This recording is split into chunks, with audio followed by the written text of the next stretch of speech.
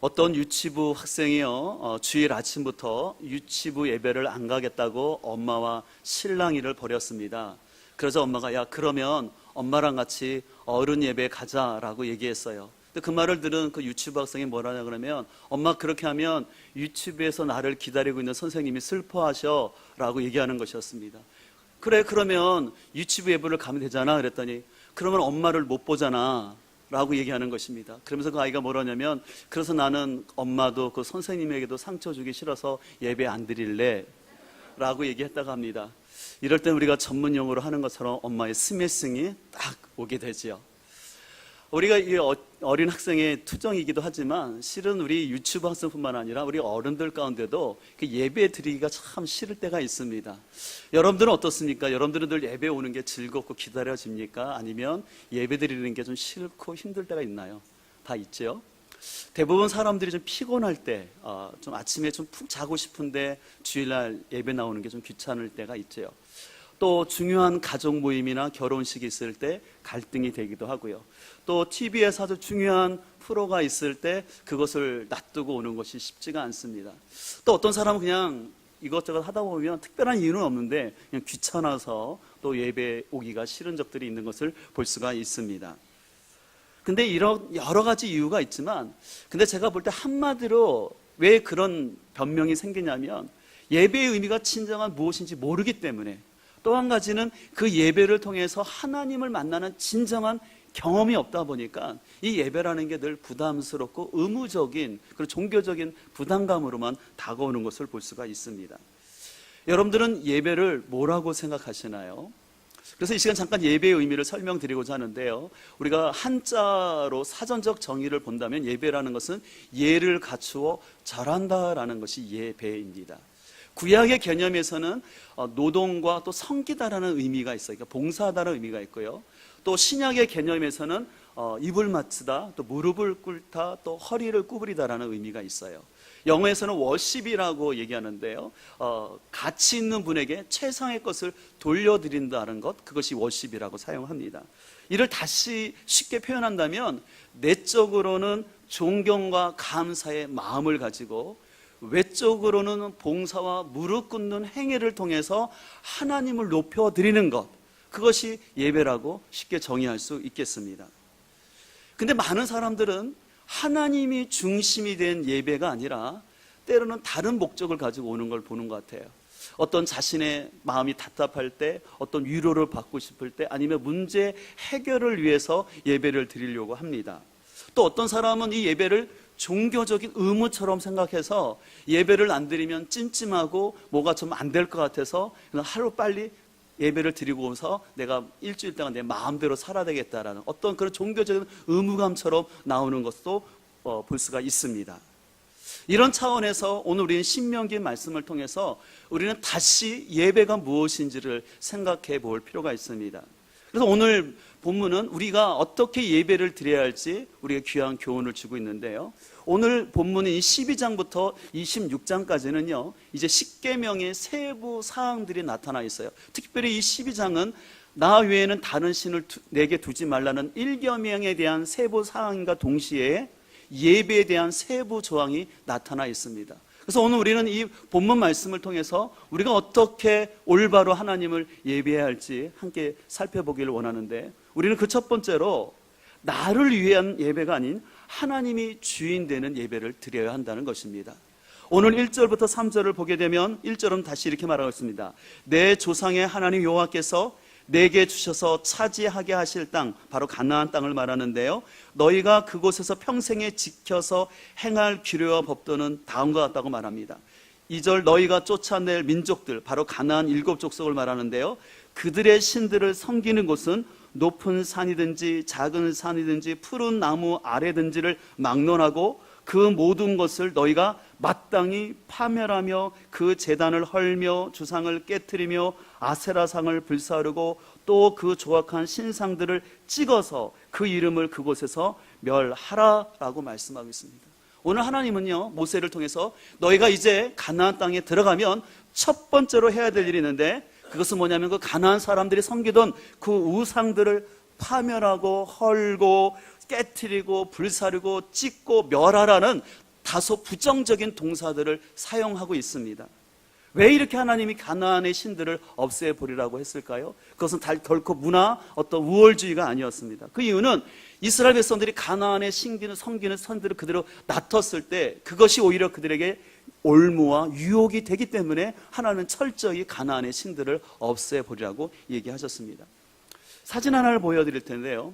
이거는 기원전 8세기에 발견된 항아리인데요. 그 항아리 위에 보면 어떤 글씨가 써 있냐면 여러분들이 보이지는 않지만 여호와와 아세라라고 되어 있어요. 오늘 본문에서 하나님 말씀하셨던 아세라상을 찍어버리라고 말씀하셨는데 이스라엘 백성들은요, 그 가나안 땅에 들어가서 하나님과 아세라를 같이 섬기는 혼합주의 신앙이 있었어요. 그러다 보니까 그들이 사용하고 있는 항아리에다가도 저런 이름을 써놨던 것을 볼 수가 있습니다. 그렇기 때문에 오늘 4절에서는 세 번역으로 이렇게 말씀하고 있습니다. 그러나 당신들은 주 당신들의 하나님을 섬길 때에 이방 민족들이 그들의 신들을 섬기는 방식으로 섬겨서는 안 됩니다 라고 말하고 있어요. 다시 말해서 가나안 사람들이 그들의 신을 섬기듯이 하나님께 예배하지 말라는 것입니다. 그러면 가나안 사람들이 어떻게 신을 섬겼기에 하나님은 그들을 쫓아하지 말라고 하셨나요? 오늘 2절을 보게 되면은 오늘 이 가나안 사람들은요, 농경 문화 속에서 그들은 풍요에 대한 욕심 때문에 자연을 숭배했어요. 그러다 보니까 그들은 높은 산이나 작은 산에 그들의 신당을 만들어 놓고 또 푸른 나무 안에서 그 번성을 주기를 소망하는 마음을 가지고 그들은 우상을 섬겼습니다. 그리고 저번에 말씀드린 것처럼 이 가나안 사람들은요, 한 신을 섬긴 것이 아니라 다양한 신들을 섬겼어요. 다양한 신을 만든 이유는 자신들의 욕망을 채워줄 수 있는 신이라고 생각하기 때문에 만들었는데, 지금 보이는 것처럼 여러분들 오른쪽에 보이는 산이 그 신이 아세라예요. 풍요를 뜻하는 여신이었어요. 그리고 아세라의 그 남편이 엘이라는 신인데요, 그 엘과 아세라 사이에 태어난 신이 바로 저 바알이라는 신이에요. 그 바알 신은 어떤 특징이 있냐면 풍요와 비를 내리는 신이었어요. 그 가나안 땅이 농경 사회다 보니까 그들이 간절한 소망은 뭡니까? 풍요죠. 풍요를 위해서 뭐가 필요했습니까? 비가 필요했던 것이죠. 그래서 그들은 비를 주는 신이 바알이라고 생각하고 그 바알을 섬겼던 것이었습니다. 근데 그들이 어떻게 바알을 섬겼냐면, 그들은 바알을 섬기는 신전이나 산당에 가서 거기서 바알에게 열심히 제사를 드립니다. 그리고 제사를 끝난 다음에는 그 신전에 있는 창기들과 함께 성관계를 가져요. 왜 성관계를 갖냐면 그 성관계를 가질 때 그 모습을 하늘에서 바알이 보고 흥분하여서 비를 내려준다라는 종교 시스템이었어요. 그러니까 이 바알이라는 종교는요, 너무나 매력적인 종교였어요. 인간의 근본적인 욕망인 물질에 대한 욕구를 채워주면서 또한 성적인 쾌락을 합법적으로 종교 시스템에서 허락하다 보니까 굉장히 매력적인 종교였던 것을 볼 수가 있습니다. 또 심지어는 그 모압 사람들은요, 그노스 신을 섬겼는데, 그 그노스 신은 뭐냐면 그들이 제사 때 어떻게 섬기냐면 자기 자신의 자식을 불태워 드립니다. 끔찍하죠. 우리가 볼 때는 말도 안 되는 거예요. 지금 그 형상의 사진인데요, 왜 그러면 자식을 불태워 드렸냐면 신이시여, 내가 내 자녀를 불태울 정도로 내가 간절한 소망이 있습니다. 그러니까 내 자녀를 희생하면까지 내 예배를 드리오니 나의 간절한 소망을 들어 달라라는 것이었습니다. 바로 이런 제사는 인간의 윤리와 창조 질서는 전혀 상관없는 인간의 욕망이 극대화된 신들이었습니다. 그렇기 때문에 하나님께서는 너희가 가나안 땅에 들어가서는 절대로 그 가나안 사람들이 자신의 욕망을 위해서 섬기듯이 그렇게 절대 제사하지 말고 하나님도 혹이라도 그렇게 예배하지 말라고 얘기한 것이었습니다.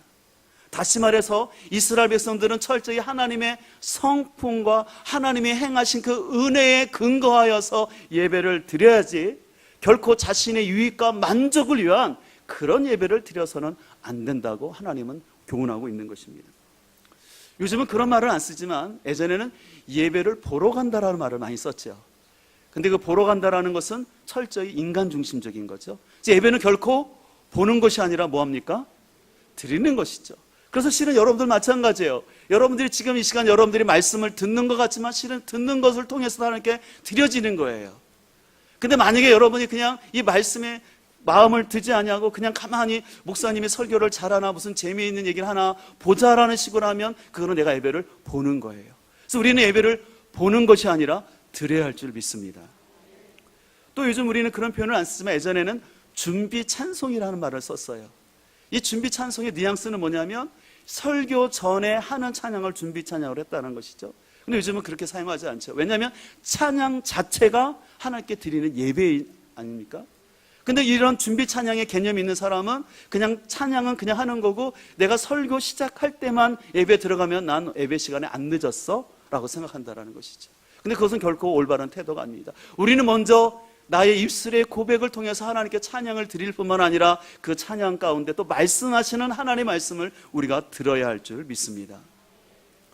또 그런 차원에서 우리는 예배를 끝난 다음에 목사님 오늘 설교에 은혜 받았습니다, 또 오늘 참 예배가 좋았습니다 라는 표현을 종종 합니다. 그것이 틀린 말은 아닙니다. 그러나 한 가지 우리가 유념할 것은 뭐냐면, 예배는 먼저 하나님께 드림이 먼저이지 내가 받는 것에 초점을 너무 두어서는 안 된다는 것입니다. 분명히 우리는 설교의 은혜를 받고 예배 가운데 하나님이 주시는 기쁨이 있습니다. 그러나 하나님이 주인 되지 아니하고 내가 주인 되어서 내가 원하는 스타일의 찬양을 불러야만 하고 내가 듣고 싶은 설교를 들어야지만 은혜를 받았다고 생각한다면 죄송하지만 그 사람의 예배는 드린 게 아니라 보는 것이죠.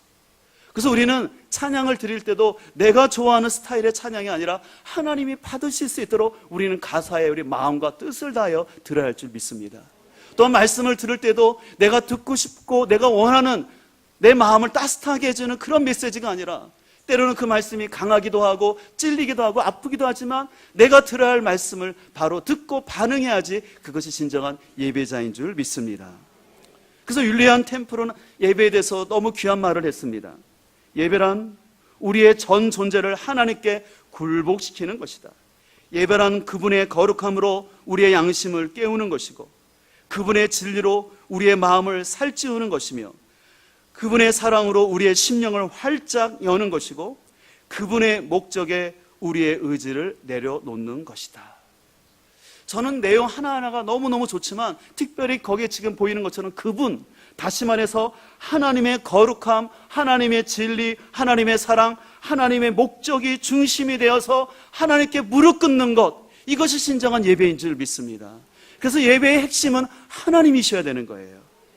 그래서 참된 예배자는 그 예배 가운데 옛 자아의 실체를 깨닫고 내 죄성을 깨닫고 회개하고 예배가 드린 다음에는 나의 옛 자아는 죽고 오직 내 안에 예수 그리스도가 사는 예배자, 그 예배자가 참된 하나님 원하시는 예배자인 줄 믿습니다.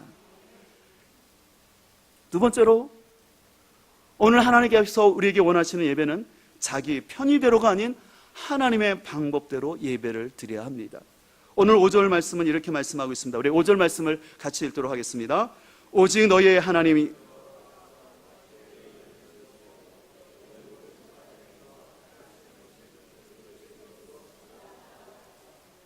오늘 하나님께서는 이스라엘 백성들에게 가나안 백성들처럼 경치 좋은 산에서 아니면 그들이 편하게 생각하는 푸른 나무 아래서 예배를 드리지 말고 하나님이 각 지파 가운데서 택하신 곳에 나가서 찾아가서 예배를 드리라고 분명히 말씀하십니다. 그래서 여기 택하신 곳이라는 것은 단순히 예루살렘 그 한 곳만을 말하는 것이 아니라 오늘 각 지파 중에 하나님이 정하신 곳이 있다고 말씀하셨어요. 그래서 오늘 이 11절과 14절 또 18절, 21절, 26절에 보게 되면은 택하신 곳이라는 단어가 반복되어 있어요. 그래서 신명기에서는요 17번씩이나 택하신 곳에서 예배를 드리라고 강조하고 있습니다. 이 말씀은 뭐냐면, 우리가 하나님께 예배를 드리는데 자기 임의대로 자기 편한 대로 예배하지 말고 하나님이 원하시는 절차와 장소에서 예배를 드리라는 것입니다. 그래서 오늘 8절은 이렇게 말합니다. 우리가 오늘 여기에서는 각기 소견대로 하였거니와 너희가 거기에서는 가나안 땅에 들어가서는 그렇게 하지 말라라고 말씀하시면서 자기 생각에 따라 자기 편의적인 예배를 드리지 말라라고 말씀하고 있습니다. 이런 차원에서 전 개인적으로 오늘날 가나안 성도나 어떤 영상 예배에 대해서 부정적으로 생각을 하고 있습니다. 우리가 몸이 아파서 또 병원에 있을 때, 또 교회를 못 나왔을 때는 인터넷을 통해서 영상을 통해서 예배 드릴 수 있고, 또 회에 나갔을 때 함께하고 있는 사람들과 함께 거기서 예배를 드릴 수 있습니다. 그러나 그런 이유가 아니라 그냥 자기가 귀찮다고 해서 그냥 영상으로 예배를 드리거나, 또 하나님은 나의 중심을 아시고 하나님은 어느 곳에 계시기 때문에 내가 어떻게 예배를 드려도 내 예배를 받으신다라는 그 생각하는 것은 굉장히 신학적으로 위험한 사상입니다. 그렇기 때문에 실천신학대학교의 예배학 교수인 박정환 교수님은 이렇게 얘기했습니다. 혼자 드리는 예배는 자칫 나를 위한 예배로 바뀔 수 있고, 생활 편리 때문에 개인 예배를 드리는 행동은 위험하다라고 경고를 했는데, 저 역시 많이 공감을 하는 내용입니다. 그래서 우리는 내가 귀찮다고 해서 내가 듣고 싶은 설교만을 내가 어떤 영상에서 듣는 것은 합당하지 않는 것이죠. 여러분들, 우리나라에 기독교 방송국이 한 5군데가 있거든요. 그러면 그 기독교 방송에서 많은 좋은 목사님들의 메시지가 나오는데, 근데 그 메시지가 많이 치우쳐 있다고 하더라고요. 뭐냐면 흔히 아주 유명한 목사님들 한 10분 정도가 설교가 나오는데, 그 설교가 한 방송에서만 나오는 게 아니라 거의 다른 방송이 같이 나온다라는 것이에요. 왜 그런 이유가 있냐면, 아무래도 그 기독교 방송도 이윤을 추구하다 보니까는 아무래도 유명한 목사님들의 설교를 다른 방송에서 했더라도 똑같이 한다라는 것이에요. 근데 그걸 뭐라 할 수는 없어요. 그러나 이 기독교 방송을 통해서 교회가 나오기 어려운 분들에게 도움을 주는 차원으로 보면 좋지만, 만약에 내 편의적으로 내가 교회 나가는 것이 싫어서 그냥 내가 집에서 영상을 보고 나는 예배를 드렸다 생각하면 그것은 굉장히 위험한 신앙의 행태라고 말할 수 있습니다. 그렇기 때문에 미국의 루즈벨트 대통령은 이런 말을 했습니다. 여러분, 하나님은 영이시기 때문에 어느 장소에서나 예배할 수 있고 어떤 시간에도 하나님을 예배할 수 있습니다. 그러나 그것은 한 가지 조건이 충족되어야 합니다. 여러분이 어느 장소에서나 하나님을 예배하는 자가 되려거든 주일, 특정한 장소인 교회에서 먼저 예배 드리는 사람이 될 때만 가능합니다. 전 너무 적절한 표현이라고 생각합니다. 진짜 우리 하나님은 영이시기 때문에, 전지전능하기 때문에 어느 곳에나 계십니다. 그래서 우리가 어느 곳에나 예배 드릴 수 있어요. 그러나 그것이 되기 위해서 중요한 전제는 먼저는 하나님이 정하신 그 정서와 시간에서 예배자가 될 때 우리가 자유로운 예배자가 될 줄 믿습니다. 근데 하나님이 정하신 그 시간과 장소를 부인하고 내 편의대로 예배를 드린다면 죄송하지만 그 예배의 주인 역시도 내가 될 수 있다는 것이죠. 그래서 우리는 여러분이 속한 그 지역교회 안에서, 그리고 그리스도의 몸으로 택하여진 한 공동체 안에서 그 공동체가 정한 시간에서 하나님을 예배하는 것, 이것이 온전한 예배인 줄 믿습니다. 여러분들 혹시 이런 말을 들어봤나요? 교회에는 네 부류의 신자가 있다고 하더라고요. 첫 번째 신자는 뭐냐면 반반 신자라고 그래요. 그러니까 뭐냐면 프라이드 반 양념 반처럼 주의를 격주를 지킨다는 거예요. 하루는 나오고 그 다음 주는 안 나오고, 그래서 이게 반반 신자라고 하더라고요. 두 번째 신자가 있는데요, 절기 신자가 있다고 합니다. 절기 신자는 뭐냐면 부활절, 추수감사절, 신년 예배, 중요한 절기는 지키는 절기 있는 신자라고 하고요. 세 번째 신자는 크리스마스 신자가 있대요. 짐작하시겠지만 그래도 도리는 다 한다고 예수님 생일날은 빼먹지 않고 나오는, 그래서 크리스마스 1년에 한 번 나오는 신자가 있대요. 근데 더한 신자가 있대요. 어떤 신자냐면 일평생 딱 2번 나오는 신자래요.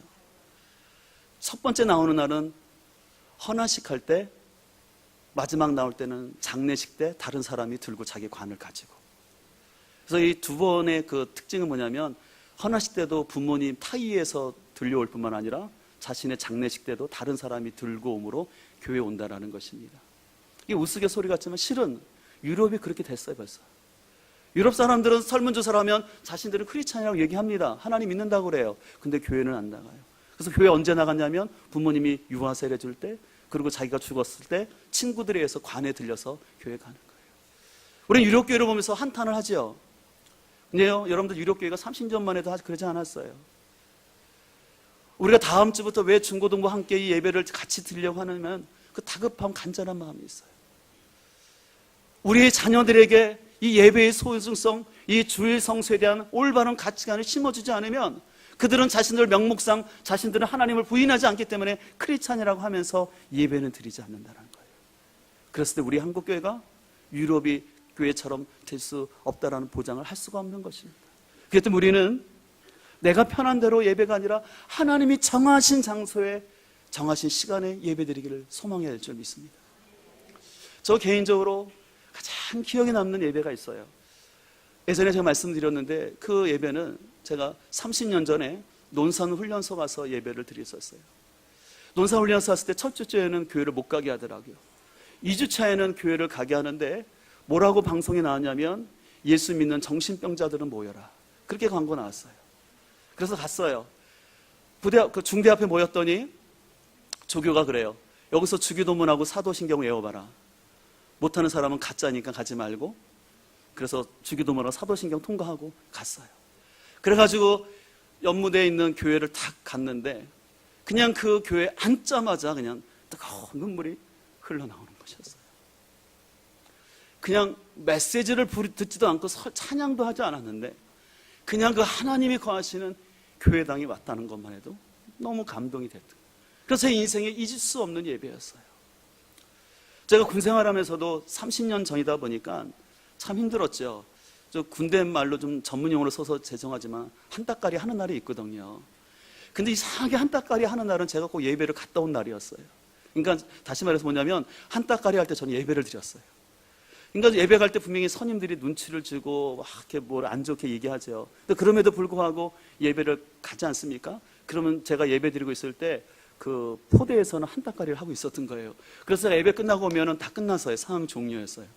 그런 일이 2번이나 있었어요. 그래서 제가 지금 뭘 말씀드리냐면은 우리가 어느 곳에든지 하나님 예배할 수 있고 하나님 느낄 수 있어요.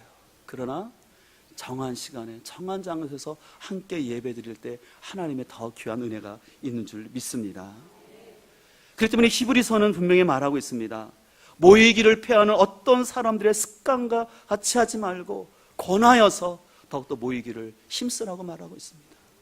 말세가 될수록 사람들은 점점 자신의 이성과 합리주의를 내세우면서 자신들이 똑똑하다라는 그런 명목하에 하나님은 어디나 계신다라는 그런 미명하에 점점 주일 성수를 쉽게 생각하고 예배를 흩트는 그런 모습이 나타날 것입니다.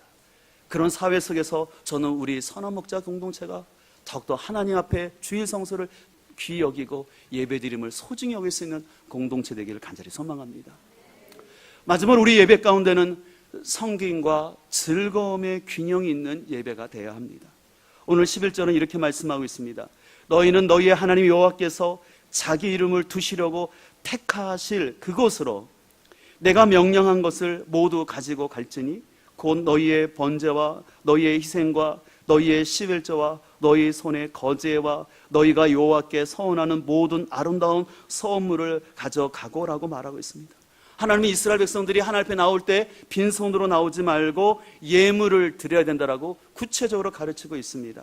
그래서 구약의 제사의 특징은 뭐냐면 희생 제물 없이는 예배가 드려질 수가 없었어요. 그래서 구약의 예배자들은요 늘 예배를 드리기 위해서 희생 제물을 갖고 왔어요. 그래서 형편에 따라서 부자들은 양이나 염소를 드릴 수 있는 거고 가난한 사람은 비둘기나 아니면 밀가루를 가지고 오든지 간에 어느 누구도 하나님 앞에 나올 때는 제물을 가지고 왔어요. 이제 신약시대에 와서는 이제 우리는 더 이상 그런 것이 아니라 예수 그리스도의 희생에 근거하여서 우리가 하나님 앞에 예배를 드립니다. 그렇다고 해서 우리가 이 예배 가운데 있는 이 성김과 이 희생의 정신이 없어지는 건 아니죠. 그래서 제가 다음 주에 11조에 대해서 자세하게 설명을 드리겠지만 이 11조는요 하나님과 이웃사랑의 가장 상징적인 행동이었습니다. 왜냐하면 이스라엘 백성들은 이 11조를 통해서 그 이스라엘의 신앙 공동체가 유지되어가는 역할을 했어요. 왜냐하면 그 11조는 제사장들과 또 그 예배 위에서 사용되어졌거든요. 아시는 것처럼 제사장은 기업이 없는 경제적 약자였어요. 또 그 11조 드려진 걸 통해서 그 당시에 가난한 과부와 고아들도 함께 예배 드릴 수 있도록 했습니다. 만약에 이스라엘 백성들이 말라기 시대처럼 하나님께 제물의 예배를 드리지 않음으로 말미암아 그 제사장들이 제사장 역할을 할 수가 없는 거예요. 그러다 보니까 이스라엘 자체가 신앙 공동체가 붕괴되고 그러다 보니까 또 가난한 사람들은 그때 예배 드리는 것이 아니라 돈을 벌기 위해서 나갈 수밖에 없었기 때문에 예배가 못 드렸어요. 그렇기 때문에 오늘 하나님께서는 11조를 비롯하여서 여러 예물들을 하나님께 드리라고 오늘 말씀하는 걸 볼 수가 있습니다. 그런데 하나님께 섬김이라는 것은요 이런 물질적인 섬김만 있는 것이 아니라 하나님께서 자신에게 주신 재능과 또 시간을 가지고 다른 사람들을 위해서 섬기는 봉사라고 할 수 있습니다. 실은 오늘 우리가 2부 예배를 드리지만 1부 예배에 먼저 나와서 예배를 드리고 좀 지금 식당에서 봉사하시는 분들이 있기 때문에 우리가 예배 후에 맛있는 식사를 할 수 있는 거죠. 또 일부에 힘들지만 먼저 나와서 예배를 드리고 지금 이 시간에 여러분의 자녀들을 위해서 다음 세대를 위해서 수고하는 그 교사들의 봉사가 있기 때문에 계속해서 믿음이 진보하게 되는 줄 믿습니다. 만약에 이렇게 봉사하는 사람이 없다면 우리의 예배는 아마 배고픈 예배가 될 것 같아요. 식사 준비한 사람이 없으니까 그러니까 빨리빨리 그냥 집에 가야 되겠죠. 근데 하나님께서는요, 이 예배 가운데 이런 헌신만 있는 것이 아니라 하나님은 즐거움이 있다고 말하고 있습니다. 저는 이 부분을 강조하고 싶어요. 우리 분명히 예배 가운데 하나님께 드림이라는 헌신이 있지만 그 헌신과 함께 예배는 즐거움이 있다는 것입니다. 그래서 오늘 12절은 이렇게 말씀하고 있어요. 거기에서 당신들은 주 당신들의 하나님을 앞에 모시고 즐거워하라는 것입니다. 당신들만이 아니라 당신들의 자녀들, 남종과 여종, 당신들처럼 차지할 몫이나 유산도 없이 성 안에서 사는 레위 사람을 다 불러서 어떻게 즐거워하라는 거예요? 함께 즐거워하라는 것입니다. 그래서 하나님은요, 이스라엘 백성들이 하나님께 나올 때 이 예배가 짐이 아니라 그들이 즐거움으로 나오기를 원하셨어요. 그리고 그들이 혼자가 아니라 함께 예배를 드림으로 그들이 즐거움을 누리기를 원하셨다는 것이죠.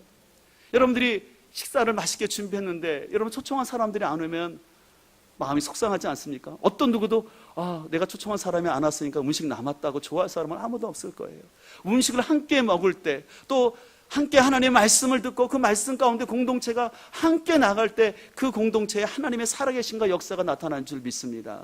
사람들이 각기 자기 소견에 오른 대로 자기 집에서 자기가 직통계시를 받는 것처럼 각자 자기가 생각대로 신앙생활하면 절대 하나님 나라가 이루어질 수가 없는 것이죠. 그래서 우리는 예배 가운데 하나님이 주시는 이 안식과 이 즐거움을 우리는 회복할 수 있기를 간절히 소망합니다.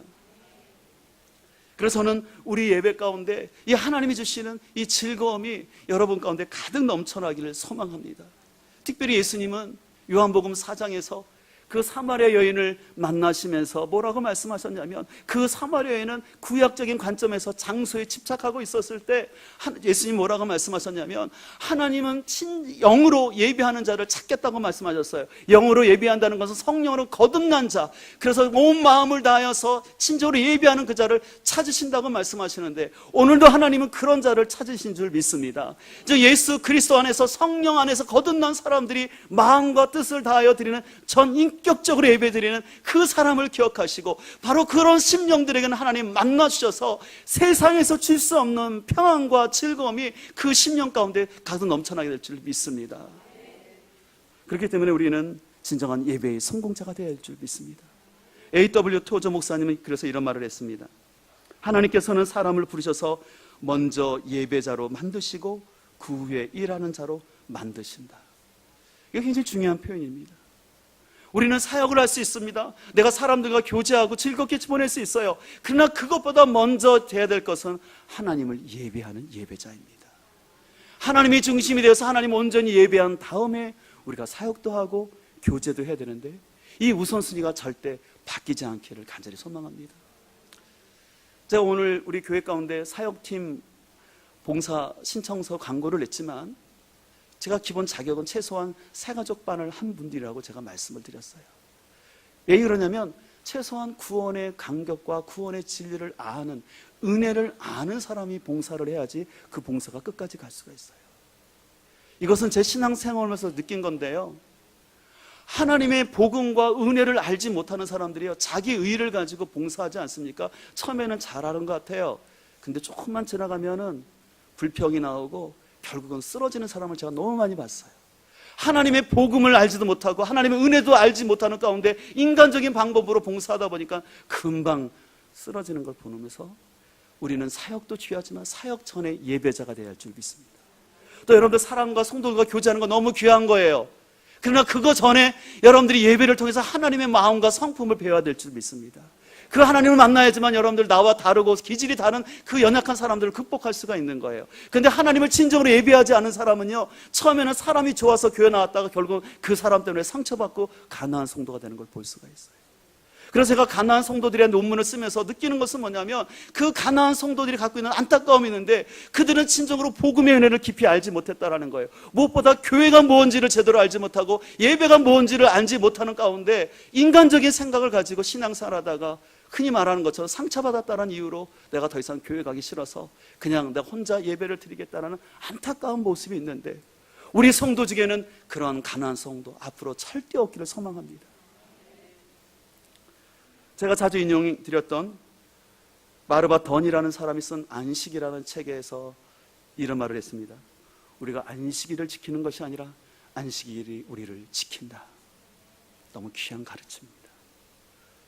실은 우리가 주일을 지키기 위해서 피곤도 하고 불편함도 있지만, 그러나 우리가 주일을 온전히 드릴 때 그 주일 예배가 우리의 삶을 지켜줄 줄 믿습니다.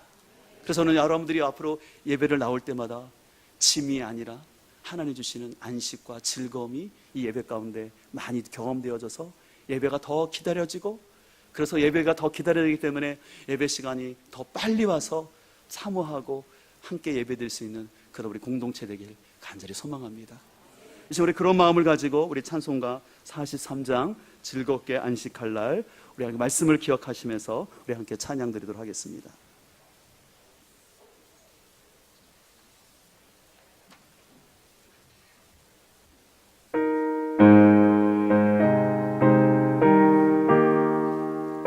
오늘 말씀을 기억하면서 찬양합시다. 즐겁게 안식할 날, 안 가도 좋은 날, 내 마음을 경배하니 즐겁고 기쁜 날, 위로를 전하나민 바로자 앞에서 참 되신 삼위일체 다 찬송 부르네.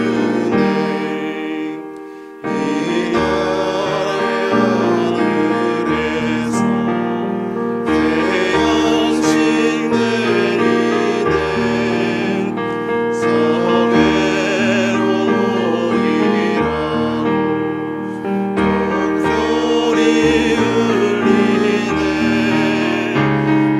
복음의 밝은 빛은 온 세상 비치며 또 영생 우리를 넘치고. 우리 자매님들만, 여자 성도님만 3절.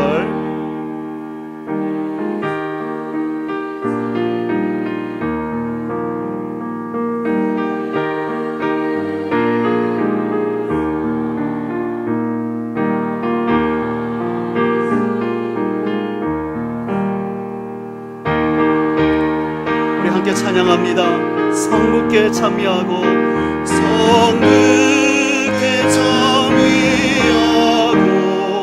성자와 도성령 참 되신 삼위일체 다 찬송 부르세.